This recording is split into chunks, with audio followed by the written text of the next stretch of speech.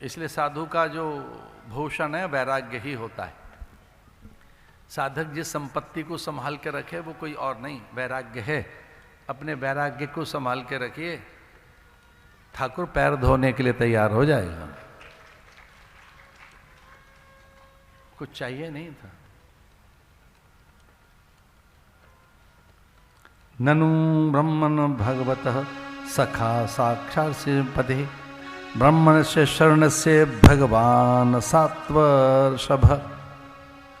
जिसकी सन्निधि में ठाकुर अपने को आनंदित गौरवान्वित अनुभव कर रहा है, जिसकी सन्निधि में आज उन्हें लगा कि मेरी द्वारिका धन्य हो गई। रुक्मणी, सत्यभामा, जामवंती, कालिंदी, मित्रविंदा आदि सबको लगा कि आज ही रस आया है द्वारिका, आज संपूर्ण हुई है द्वारिका। अब द्वारिका धन धान्य से भरी हुई दिखाई दे रही है।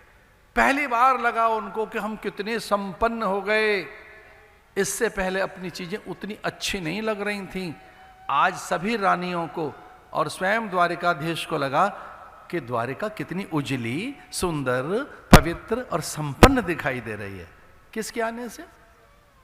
सुदामा के आने से। वो दीन है क्या? वो दरिद्र है क्या? वो फटेहाल कंगाल है क्या? वो वैराग्यवान महापुरुष है, विरक्त महापुरुष है, वो वीतराग है, वो ब्रह्मज्ञानी है।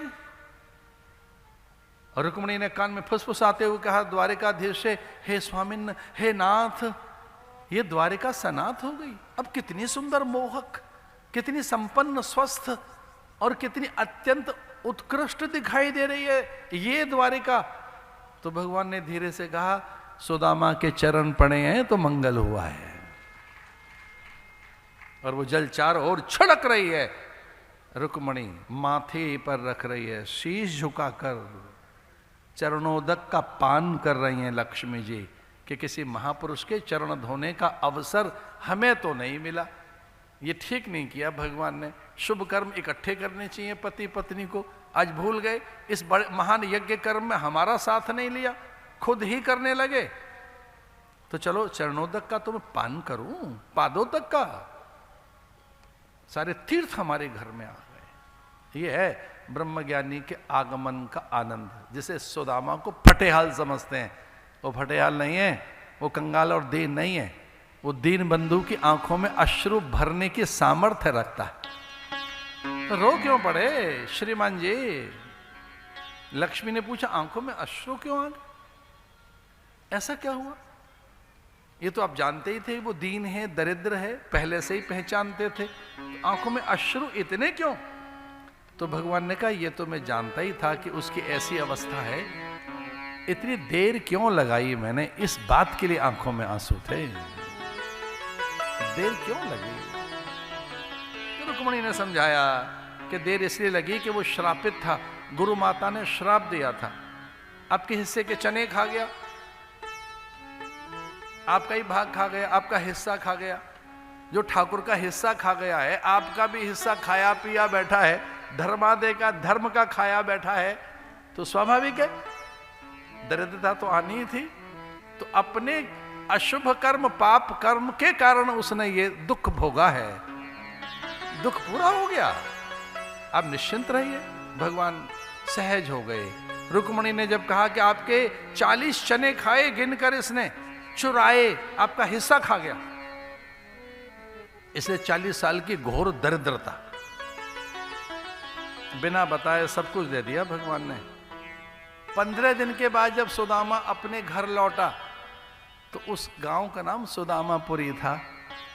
वहां वैभव, विशाल प्रसाद, द्वारिका जैसा ही आनंद, उमंग, उल्लास, द्वारिका जैसी एक सुंदर शोभा नगरी, अत्यंत ऊंचे ऊंचे वहां के कोट कंगूरे, स्वर्ण कलश, ध्वजा, पताकाएं।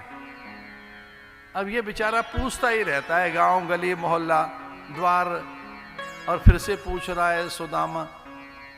पहले द्वारिका में पूछ रहा था कि कृष्ण का घर कौन सा है, अब पूछ रहा है जी मेरा घर कहां है। घर ही ढूंढते रहो।